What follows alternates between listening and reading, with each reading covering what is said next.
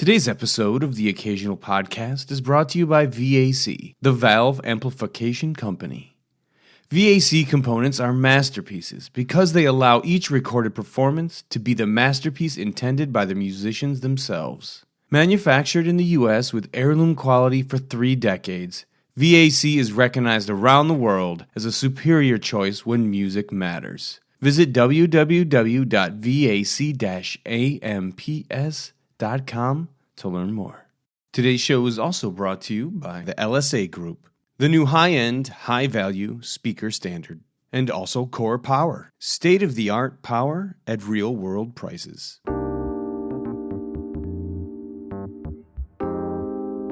Hello, friends, and welcome to Season 3, Episode 10 of the Occasional Podcast. It's been a wild ride, but we're all back from Tampa, Florida, and the Florida Audio Expo that happened this year. Down there, great times. There was a big tornado warning. We made it back alive, and now we have our wrap-up summary report coming to you, courtesy of myself, Marc Phillips, and Dave McNair, who helped cover the show for PartTimeAudiophile. We have all the highlights, all the good stuff, a lot of commentary, and some consensus this time around. But as a special treat first, we have a short interview with one of the show organizers, Bart, and he was gracious enough to sit down with us and talk a little bit about the show. So let's kick it off with that, and then on to the gear.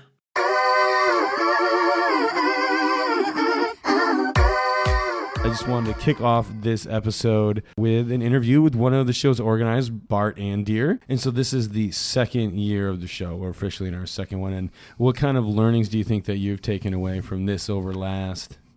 The biggest thing is that we're going to have to charge admission. With the sold-out situation on Eventbrite, we don't know how many people are coming. We do have a fire marshal restriction with the hotel. So what we did was, briefly, we calculated how many seats in every exhibit, and then we did a multiplication, and we figured out with the people in the hallway, in the dining room, and hanging out in the bar, the restaurant area, what the hotel, and we went through this with the hotel, and what would our maximum number be.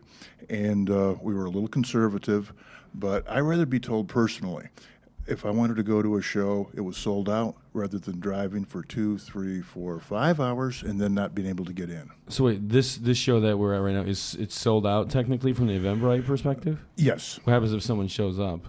Well, if we can let them in, we will. Okay. And but the thing is, a lot of people have driven from Georgia, from Texas, all over Florida. It's a long drive. How would you feel if you knocked on the door and they said, sorry, we can't let you in? I'd be very upset. I'd just be annoyed if I was told I couldn't come until next year. Yeah. So we try to put ourselves in everyone else's shoe. I've exhibited several years at different shows, and I've attended many, many shows. And we've tried to pick up on different things, like our show guides say. It's done by the floor with places to take notes. It's a man guide that fits in your pocket. We provide pens so that people can take notes in each room, and it's easy to navigate through the show that way.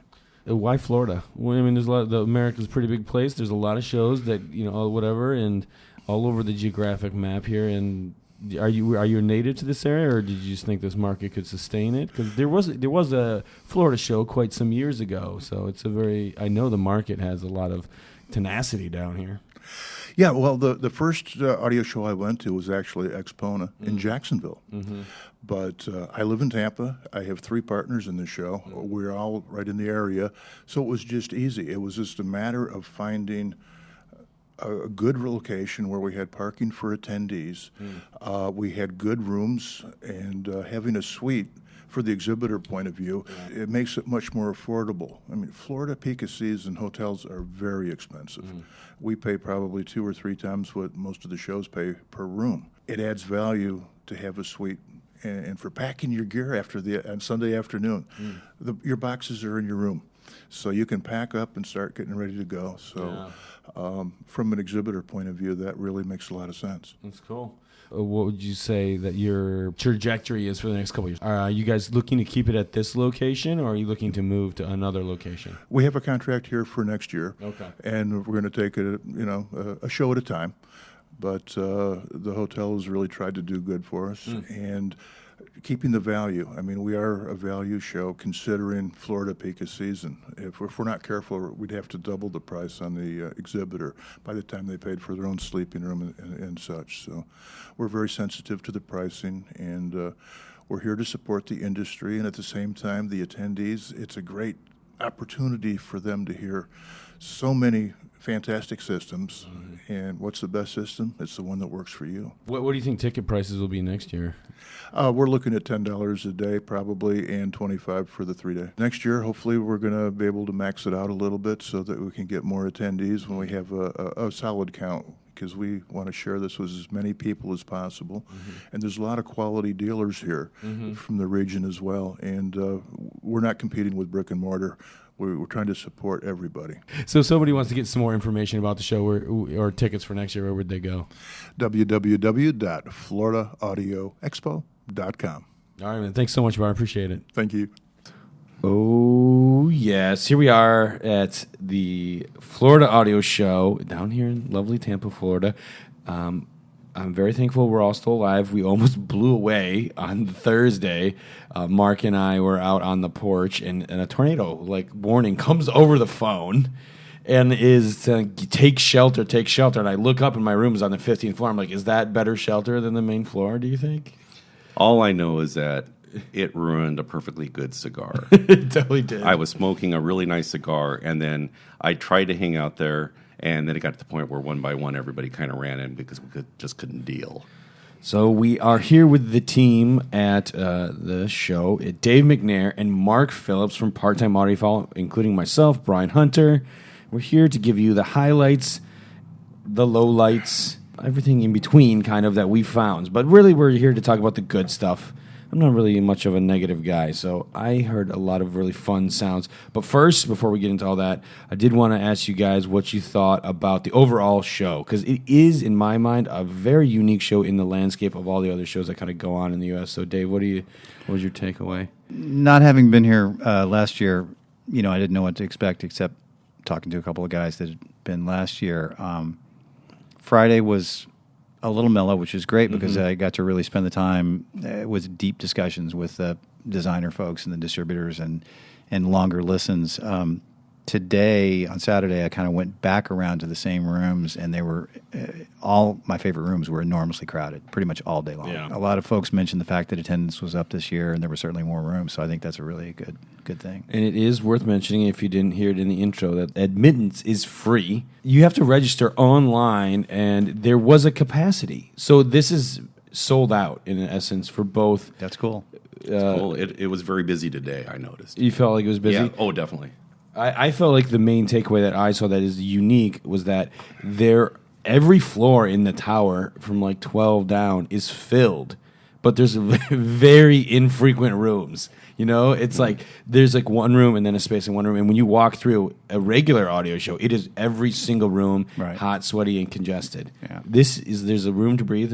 It's very much like a kind of just a breezy walkthrough on each floor. That is unique. No, I don't know. I don't know if there's a preference on my part, but it was limited in terms of the size was smaller than a couple of the other bigger shows. But did you have how was your just breezy walkthrough experience? So I just got a Fitbit, and so first time, and I was really looking forward to coming to a trade show just to see how many. Am I going to get 25,000 steps? I mean, like at Munich, I was just it was like the Baton Death March or something, but I'm only at 6,000. Yeah, I was just going to say it's neither day. Yeah, it feels like the hotel isn't really that big, but it's vertical. It's we're on the 15th floor right now, so it's a lot of going up and down the elevator, going up and down the stairs, and it's just not a lot of wide open spaces where you have to walk all the way across the hotel to the convention center. It's compact, but I agree with you where there's a lot of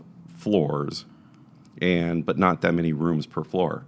And so it is kind of relaxed and open. And I never experienced a problem with the bleed over from, you got two rooms together and they're fighting each other. That's a good point, because they were intentionally saying that was the way. Like, we didn't want any bleed we got a space in between each one. Awesome. That is cool. Yeah. There was also only 2 large-scale rooms on the first floor, so you weren't sort of tempted to go back and forth between all these large rooms on the first floor. You kind of stayed in the small, rooms upstairs, and so I found myself really spending a lot of time on the upstairs rooms. The one thing that I missed, though, was didn't seem to be a marketplace unless I missed it. Yes. Yeah. Yep. And I have a habit of every show I go to, I buy myself an LP. And I was all set to buy one of the MoFi Dire Straits albums because I just thought, that'll be a good place to do it. And I tried ordering it online; they were selling out of them. It's a big deal. I was like, well, where's the marketplace? I want to buy a record, and that's something I think that they need to look at in the future. Yeah. So if I had one thing to say about what can we improve on is like try to get a marketplace going, because that's it's a cool thing. It's a cool part of the show. Yeah, well, they could have taken that huge that room where the huge horn system was, and that could have been the marketplace. Yeah. And also on that note, it was pretty light on the personal audio side as well. If you're into headphones, they had like one room, maybe two kind of headphone-y things you might see in the foyer of the suites, but not a lot outside of that. So they didn't advertise it as such, which is fine. But like if you came here for that or you're really into that kind of thing, it was a little light. I will say this in terms of the structure: the suite rooms, they're all suites. So each room had a nice. It's a little bigger. When you do like regular hotel rooms and pull everything out, it can get very congested. Well, I said I didn't have a room. When I walked in, I said I don't have a room. I have a 1-bedroom apartment. Yeah. It's amazing, and I think everybody's here. The whole actual hotel, great, because everybody's really friendly. I didn't have any glitches. It was weird because usually when I walk into the hotel and I say, I'm looking for my badge and my room and everything, and it's like they have to look around and stuff. It's like boom, boom, boom, I was in my room. So I think the venue is really professional and really good. My one other gripe, I feel like I was just saying I'm positive, but I'm going to be... I'm drinking a can of soda here that was $3. Now this can, We go to the vending machine. It's $2.50. Save 50 cents. they charge this. That's a lot. That's fine. I'm all right. I'll live. $3. That's like a 7 times markup. It can't be more than 50 cents. Yeah, you just need to hit the right rooms, and they give you beer. Oh, that's There true. you go. That's true. I'm drinking a Youngling traditional lager that was presented to me by audio legend Gail Sanders, who I've always wanted to meet. Just got to meet him like a half an hour ago. And if you want to hear more from Gail Sanders, we actually interview him in the season opener for last year. Awesome time. So we got him in there. Right, I plugged myself job. right there. That's all back. Take pride in that. So let's get down to brass tacks, folks. All right. Well, I did want to kick it off with what was your number one, Mark? Okay, so my number one, and this has become a struggle because my number one always winds up being Von Schweikert. Yeah. And we always have that kind of reservation, like, people aren't going to start taking it seriously if we're just going to give them best at show. But not only is it just what they do, that they're the best at what they do, but every show they do, even though most of the time they're showing the same $1.5 million system with the Ultra 11s, speakers, and everything else, there's always a new reason to admire what they do, and which I find that very satisfying. So I'm not writing the same stuff over again. It's like I learned something new, and this time I've actually been reviewing the Von Schweikert Audio ESE speakers in my house for the last few months. And when you live with these speakers, it somehow gives you a little bit more insight into what they're doing and what they're aiming for. And in my review, it's like, what makes Von Schweikert so special? And I think the single word that I keep coming up with is excitement. Mm-hmm. They're just really exciting speakers. I mean, I can think of a lot of other speakers that are perfect and beautiful and warm and nurturing or whatever you want. But I like nurturing. I'll go with that. Yeah, nurturing, sexy. No, but the Von Schweikers are always exciting. They're fun. When people come out of the Von Schweikert room, when you go to all these audio shows, and you see people come in the room, and you're like, oh, that was pretty good. Yeah, kind of like that. Oh. And when people come out of the Von Schweikert room, they're just like dumbstruck, and they're laughing. They're going like, God, I can't believe what I just heard. And it's a pretty amazing thing. And so it's hard not to say that the Von Schweikert room is not the best at the show, because I have so many favorites. But from an objective standpoint, that's the best thing I heard. And I will just say, okay, I agree. It's always on the list. It's always like this thing, and I don't want you guys to think that we just walk into the room and be like, whatever. No. Seriously, it was the huge room on the main floor. It was a huge setup. And always the biggest room at the show. And it is It's ridiculous, but it is big sound. That's what I like about it. It's like there's nurturing sound, there's rich sound, there's technically proficient sound. You go in there and the sound is huge. The mouth of the singer is this giant mouth on the other side of the room projected towards you, at least, a recreation of that. And we'll just mention it quickly in the front. It sounded really good again. But it's like this huge... These guys have it down. They have a huge crew that comes in. I actually watched them last year's Capital Audio Fest is the last time I saw them. And I actually hung out a little bit in the room while they were doing the breakdown. And it's a huge army that comes in and does that. Yeah. So and they always wind up showing up like a couple days earlier than everybody else. And so there is a lot of work involved in what they do. And it's very costly, but it pays off every single time. I don't think anybody does trade shows as well as Von Schweikert and back. And as flawless as it sounded, I talked to one of the Von Schweikert guys, and he's like, "Yeah, we're having a problem with the bass eating, with the room eating the bass." I'm like, was it Leif? Yeah, it was. Leif is very critical, and he's a perfectionist. And you should see him when he talks about finding the right amplifier for speakers. It's something he's been struggling with, and they've kind of found a happy medium with VAC, and it's a great match. But he's just like everything is got to be perfect. Right? Yeah. He gets upset if things aren't perfect, which is what you want from your speaker designer. Yeah, I guess. totally. So that one's in there. You heard it. Moving on. No more Von Schweikert. You won't hear any more about it. Maybe a little bit. Maybe, yeah.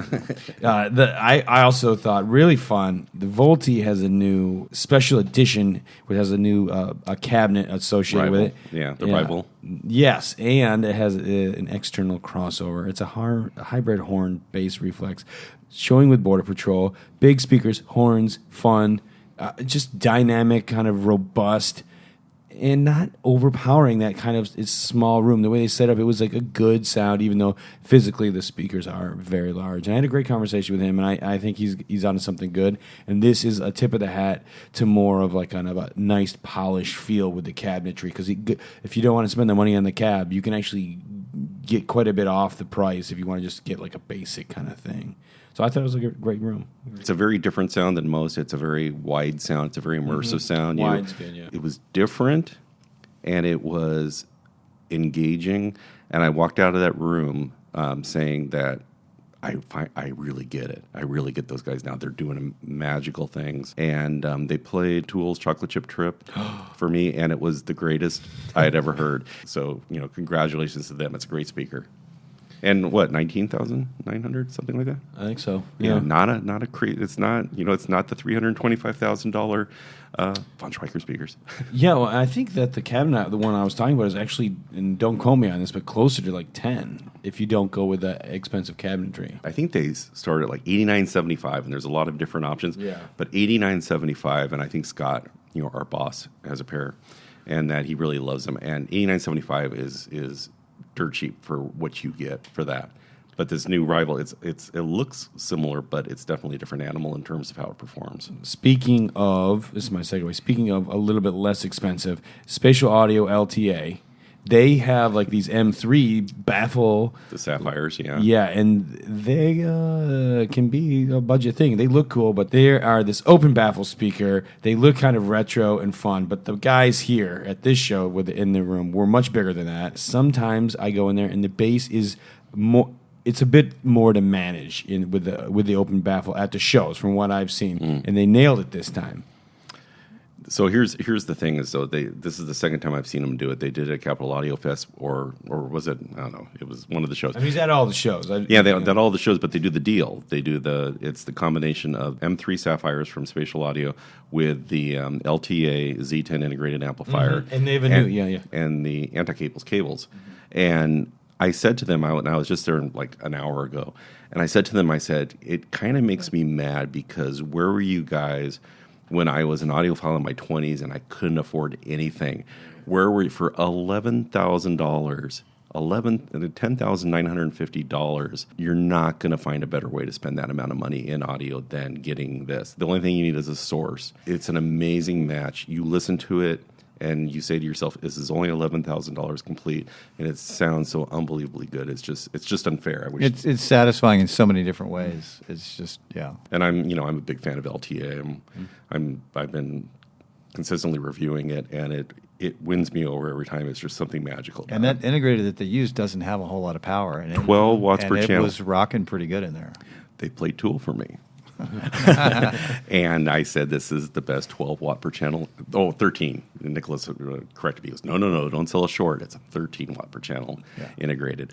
He said, but I said, it's the greatest 13 watt per channel amplifier for playing Tool. It was impressive. It had impact. It was hitting me in the chest. It's unbelievable. And how do you kind of feel about the bass control for that? Was it the Z10? What was the Z10? Z10. So it's the, I'm doing the ultralinear stuff, which is 40 watts per channel.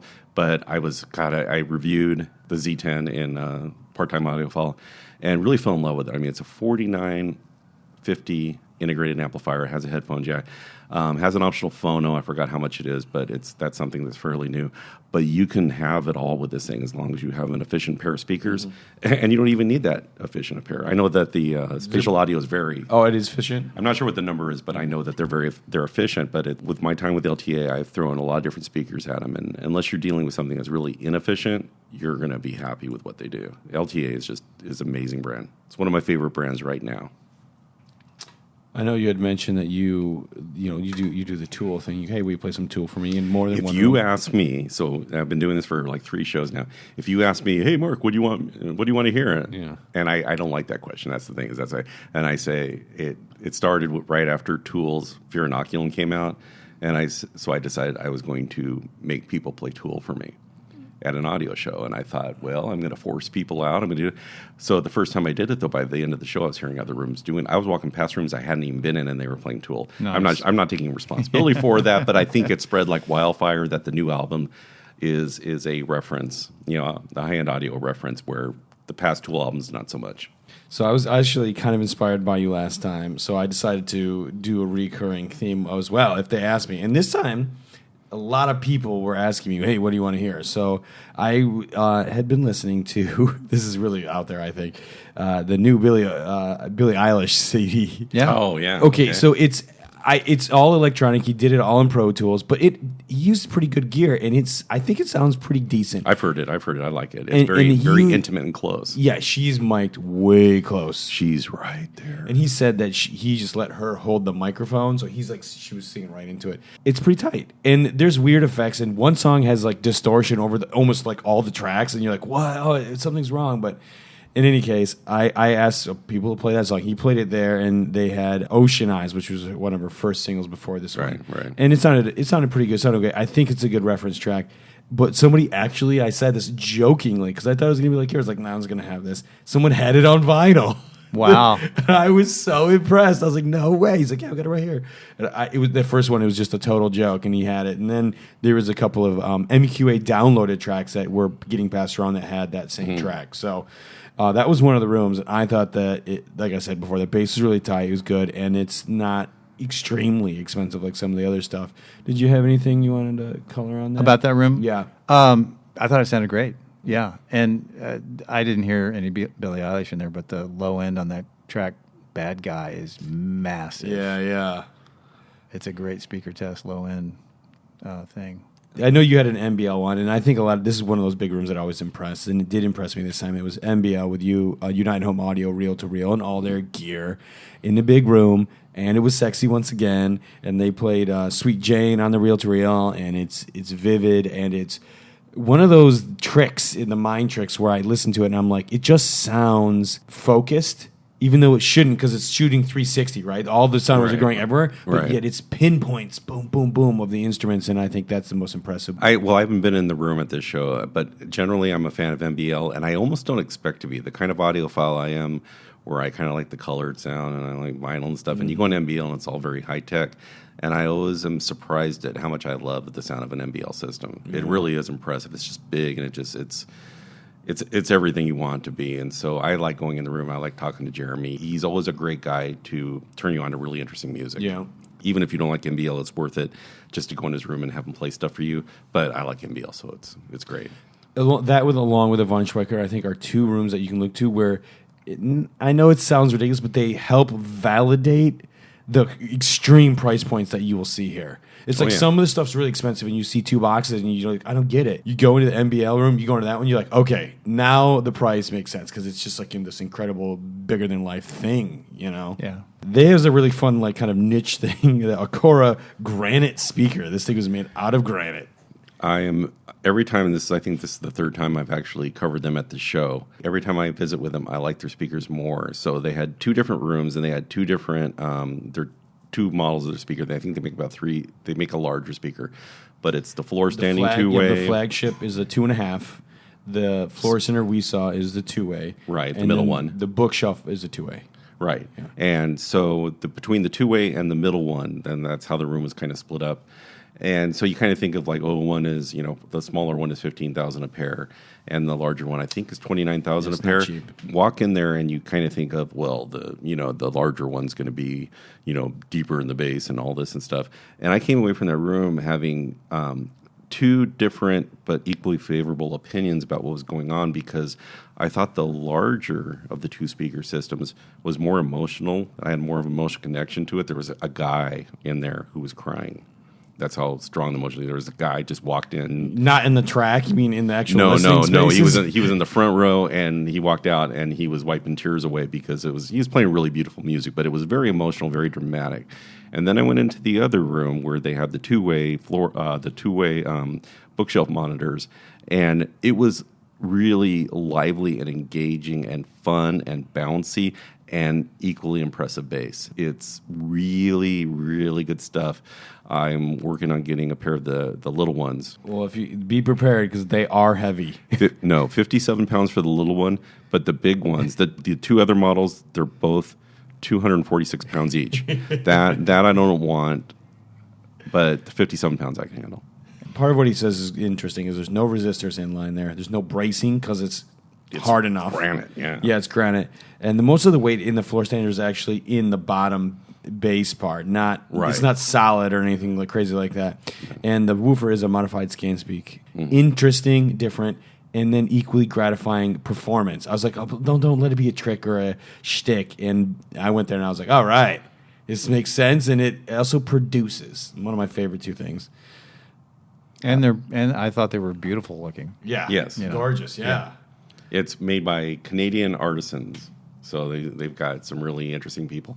Joseph Audio with Doshi. He played the girl from Empanita for me. Holographic. To me, it's like focused, but also he has got really good texture. To me, the tonality of what he delivers, I'm not going to say rich because that might sound like, it's too rich, but it just has a nice, palatable, interesting sound that's not necessarily all like, what I was saying with the NBA, where it's like, this is pins, razors. It is more to me like, I could sit back and this is just my jam. And he was using the perspective too with the graphene cones. 15,000 a pair, and they're kind of diminutive floor standards. They're not very big when you look at them, but when you listen to them play them, they just sound huge. Even the Pulsars, which are the ones below that, they're the 2-way stand mounts. You've never heard a speaker with this much power, dynamic, and bass. And, he sprinkles fairy dust or whatever, but Jeff Joseph has been making great speakers since we were both in our 20s. We're almost the same age. I've known Jeff for a long time. I love the sound of that room. It was a great system, and I like Doshi a lot, too. Mm-hmm. You like the tape? Yeah, well, I'm going to try it. He's going to send me the tape head notification. We talked for quite a while, but you hit it on the nail on the head, Brian, about the sound in that room. It was super engaging and super kind of liquid and inviting, but yet still with that sense of a lot of information, which that's hard to get, I think.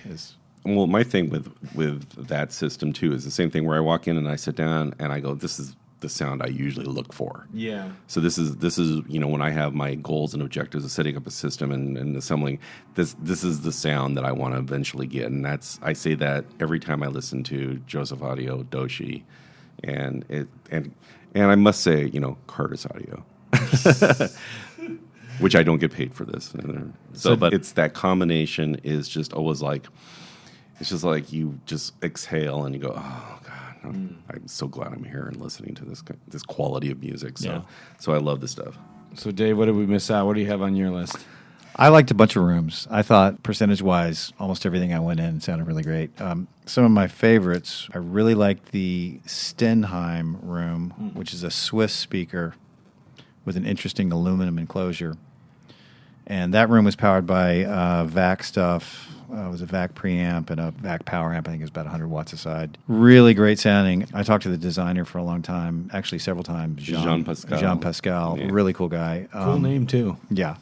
Yeah. And Well, he's Swiss. he's Swiss, yeah. Like me, I'm Swiss. And the speakers kind of have what, if you were going to imagine something that would have Swiss precision. Uh-huh. So it's got like this kind of Swiss precision sound to it, but not, so clean you can't get into it. Like there's kind of it hit a sweet spot for me where, super low coloration, massive resonance control, a lot of stuff was coming out of the speaker, but it wasn't clinical. I didn't feel it was clinical. Yeah. I felt it was like really musical and nice presentation. I'm almost surprised by that because this time they were with a VAC, so it's a tube amplifier. But for the last few times I've seen them, they've been paired with CH Precision. And when you think of CH Precision, which is also a Swiss company, you think of ultimate in detail and resolution. When you think of a aluminum enclosure, you think of the same thing. That it's and so every time I've seen it, I've expected just to be, oh my god, it's really lean and it's bright and cold and analytical and all that stuff.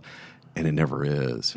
Like it's the pair. And I talked to Jean Pascal about that, and he's like, "Yeah," he goes, "It's really amazing that the two just kind of when they converge, it's a different, beautiful sound." And that was the first thing I heard this morning. That speaker, it's imported by Fidelis, Walter Swanbond. Every time I go to Fidelis in New Hampshire, I gotta take a moment to hear those speakers because they're really good. They're really, really good. And now I think finally I'm going to get a pair, probably this summer. Yeah, there's definitely something going on with them. We'll have to fight over it because I've talked to him about getting the threes. No, I'll take the twos. Okay. I'll take the twos. You can have the big speakers. Okay. Now, when you did the QLN, you got the little one, the two-way. I'm getting the three-way. Right, yeah. So that room was great. And I heard digital and vinyl, and it was kind of a funny thing because I was immediately blown away by the streaming, what they were playing digital-wise. And then I went in on Friday. There was hardly anybody there, and so I got to spend time with them.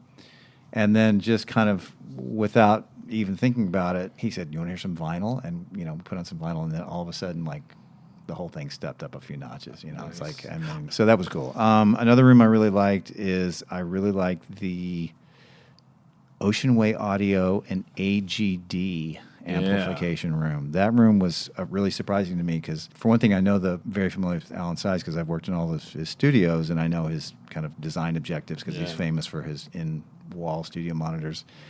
But this was the first offering from Ocean Way that was a non-horn system. So it was a kind of a conventional two-way stand-mounted. But it's huge though. But it's big. It looks like it's going to tip over. It does. Yeah, and the finish on it's great. It's a trapezoid, so it's a very unique looking speaker. But it always looks like it's too big for the stand, even though it's stable. It does. Yeah. And the power was this kind of exotic galenium something or other digital switching amp that's packaged in a tube. It looks like a tube. Yeah. And I fell for it. I took the psychological bait because I went in and listened and didn't talk to anybody, didn't know anything about it, and went, wow, this is really three-dimensional and really layered, and these speakers must be really efficient because what are those, like 8-watt amps on there? And then I asked the guy, he's like, no, they're like 100 watts. It's a digital switching thing, but we just put them in a tube, and so. It's clever. Yeah. So, but you couldn't deny it. It sounded good regardless of what they were using. So that room was good. Did you get a chance to hear that room? Wait. The Ocean Way room with the... No, it's just that I got to... Last year I did the coverage of Lynn Stanley, and I wrote about it. But basically, she took me to Ocean Way to meet Phil. I got to hear the masters with the two of them, with Lynn sitting next to me giving commentary, like DVD commentary the whole time. And when they did the direct disc for Live at Bernie's, and then from there she took me to Bernie Grutman's, which was fun. And then I was at Capitol Records, like wow. That sounds like a hell of a day. And then she took me to Musso and Frank's for lunch, and it was awesome. So nice. So when you say Ocean Way Studios, I know exactly You know what you're talking exactly, about, yeah. and they are really, really good stuff. Yeah. It's not typical because it's not audiophile stuff. It's not hi-fi stuff. It's accurate, and it's but not in that painful studio monitor kind of way. They've been tailored for human ears. Alan puts his systems together in the studios with what looks like a typical system, but it has kind of a quasi-audiophile-ish kind of vibe to it because he uses tubes on the mids and the tweeters, and he tunes it to be really friendly. But what I found about the newer non-horn Ocean Way audio speakers was they actually had a similar, very dynamic, very alive kind of vibe that you would expect from his horn system. So it's interesting how the designers, what they want to hear, it will carry through to even different sorts of styles of designs because what they want to hear, they'll make it sound the way they like it to sound. So that was kind of interesting. Very cool. I really liked the MSB technology with some Magicos. Were they running that with the DAC being the pre? The DAC, it wasn't their top of the line DAC. It was one down from the top of the line, and I don't know if they didn't have a pre. I think they may have had a pre, but they debuted their new power amp, which was interesting. Super high power. I think it was like 500 watts aside. Has like some extreme amount of capacitance for the power supply. He told me like, 1 million microfarads or something. But regardless of whatever the tech was, it was a very engaging room. In a very clean way, but still, even though it was incredibly clean, I still found it really engaging. It's like I didn't want to like it as much as I did because it was so incredibly clean. But there was just something undeniable about it that really pulled me in, And I went in there several times to confirm whether I, or not I was what I really thought about it. And each time it just kind of almost seemed better sounding. Was he spinning CDs? He was, yeah. They spin CDs in that 4401 16-bit, and it sounded great. Yeah, and I feel like that's like kind of the interesting takeaway from them is that they do digital really well. And he's like, no, CDs. And I'm like, no one does CDs at the show, very rarely. And they're the one. They played that Dean Martin release. Oh, I think it's a recent re-release from like a 60. Dream with Dean? No. Was a recording from like 62 or something? I don't know if it was. Is it Dream with Dean? I don't know. I forgot to ask him. That's the classic one that everybody plays at the show. Okay. It was one of my references for a long time until everybody got sick of playing it all the time. But I still trot it out for when it's time to really judge the good stuff. Yeah. And because my joke, if you haven't heard it a million times, is that the sound of Dean's voice is so immediate that you can tell the brand of cigarettes he's smoking. Yeah. I don't know why I think it's hilarious. And it's cool menthol, if you want to know. You can hear the ice tinkle in the glasses. I mean, it's amazing. The first time I heard it just like I almost fell over out of my chair because I just listened to a few other Deans that were remastered and stuff, and it was still kind of distant and not really big. It's warm, intimate, and it's just he's right there, and you can. I have to do some research and find out a little bit about the recording. I think it's 63. I think it's 1963, so it's a little bit later in his career. He sings a lot of his big hits in it, so it's not like it's a studio album where he's going to have new songs. It's him doing his favorite, but it's with a 3-piece piano guitar trio, and it's very, very soft and relaxing. And his voice is just more real than you. But there's also zero tape hiss. Zero artifacts from what had to have been a pure tube chain. I mean, I can't really figure out why it's that quiet and clean. It's just it's an Analog Productions reissue, and I think the Analog Production reissues are among my favorite, audiophile pressings of all time. They always take things and just, especially when you get it in the 2 LP 45 RPM pressings, which is always worth it, even though they're $55. Yeah. But they just everyone I own is mind-blowing. Yeah, and Chad totally does it well. They know how to do it. That's the big guns I trot out for when I'm really judging and Absolutely. reviewing. Yeah. Not Ocean Eyes? No. We'll see. That's a good headphone track. From Tool to Ocean Dean Martin. No, just from now on. From now on, I only review to Tool. What else did I like? I liked the Mirror Audio Sim Audio Room, Canadian electrostatics with an interesting curved panel. You told me about those, and I was like, I'll have to check them out. And then when I went in the room, I go, oh, these guys. So teaming up with Triangle Arts. Tom Vu of Triangle Arts makes the turntables and cartridges and stuff. And and he's been using them, and so I have heard them a couple times, and they are really good. I mean, it's Tom Vu's rooms are usually really good sounding, anyways. But he seems to have found the speaker he likes to show with, and they're really nice looking, and they're bizarre because they almost look like old Martin Logan CLSs, but on really tall stands, so that they wind up standing. I don't know how tall, it's probably not much more than 6 feet or so. But because they're not the biggest panels in the world, it looks odd. Yeah, right. I had seen pictures of them previously, and they look totally different in person than they do in the pictures. Yeah. But they're good sounding, and I don't think they're that crazy priced. No, very interesting technology how they use to come up with the 3D. It's not only curved, it's also from top to bottom bent. Yeah. So it does what they want it to do. So it's cool. We already talked about the Joseph Doshi room. I love that room. We're kind of agreeing on, and we were talking about it. It's because if we're all agreeing on a room, it's because it was really good. I will say this, but the consensus we had, we didn't really talk about it before we decided we were going to do this. Like, all right, you go to that or you go to this or whatever. But we all kind of came back with the same thing, which is unusual. I feel like there was an odd amount of consensus about what sounded best at this show. Oh, another room that I really liked that I thought was really fun was the Fine Audio Rega Bryston room. I like the Fine Audio speakers. I think they're pretty cool. I heard both rooms. They're bigger one in the small room, and they're Tannoy 2.0. And I actually like the sound of the less expensive ones, and they're ridiculous performance for the price. I think the ones I heard were like $2,500 a pair. Oh, wow. Yeah, I thought the low end was just slamming, and cool. and of course they had a Rega P10, which which you are partial to, which I loved, so which you own. So, is it my turn? Do you want it to be?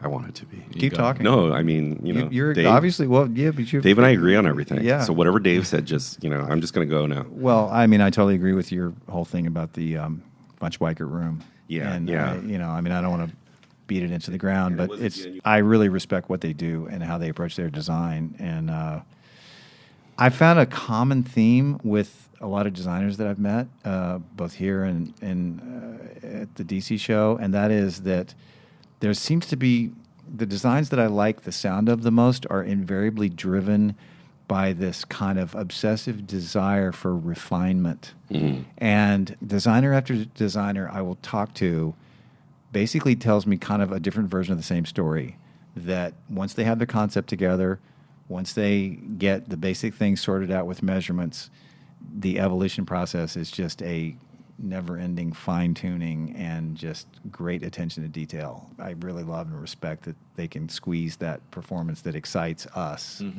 out of that excitement. Von Schweikert excitement. Yeah. You can use that, guys, for free.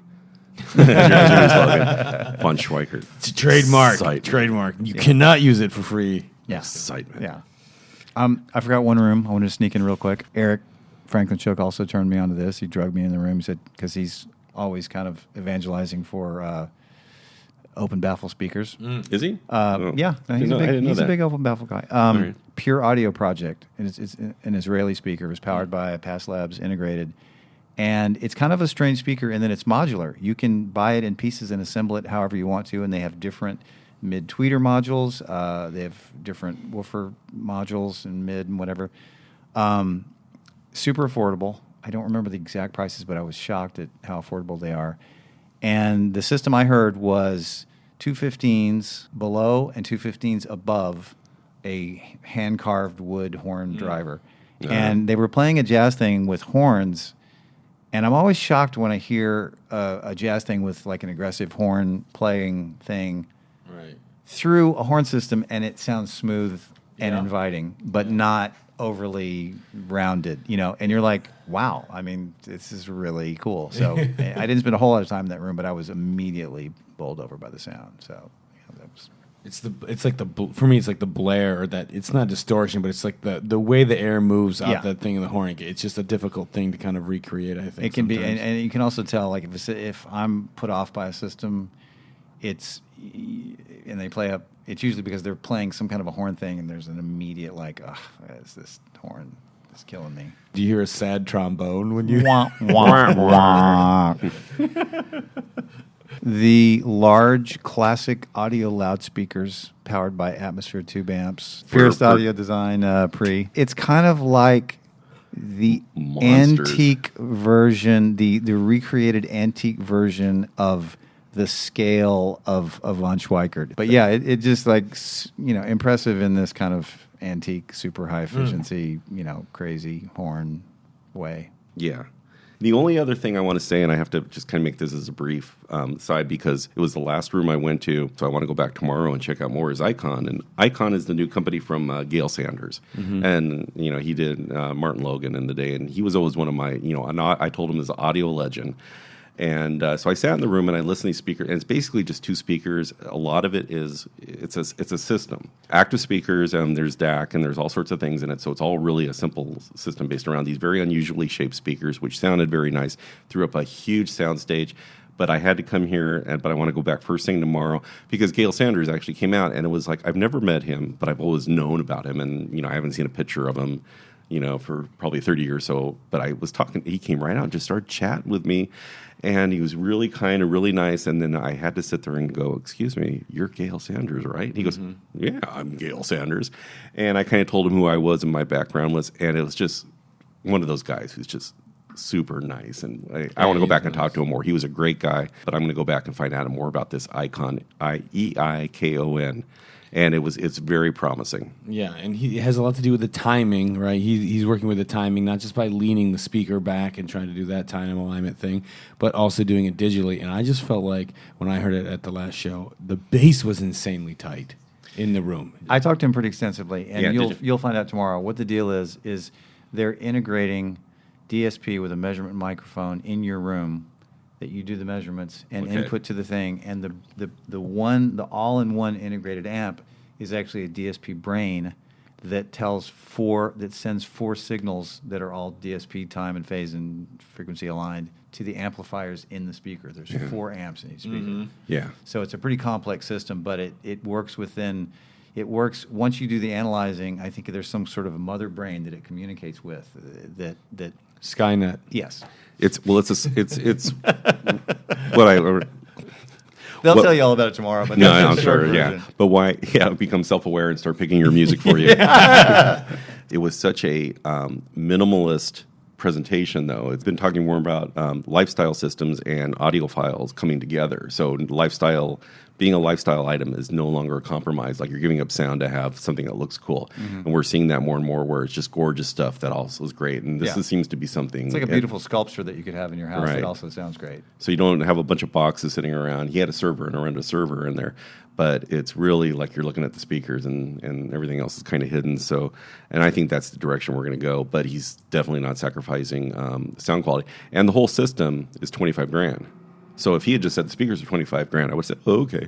And then he started saying, no, it's the whole system. And then he started explaining what went into it. And it's fascinating that he would have such success and spend such time refining and doing Martin Logan with a electrostatic curve thing, and then completely put that aside and do an entirely different design. Exactly. Like he said, let me try dynamics. Could have gone back to the panel. Yeah. The one thing that I noticed in general is that there's a lot of speaker designers, and he was one of them, I think. I'm not going to talk out of turn, hopefully. MC Audio Tech was one, and Endow Audio is another one where you're buying a big speaker, expensive speaker, but I heard it several times this day where they'll say the price is $20,000 delivered and set up. Wow.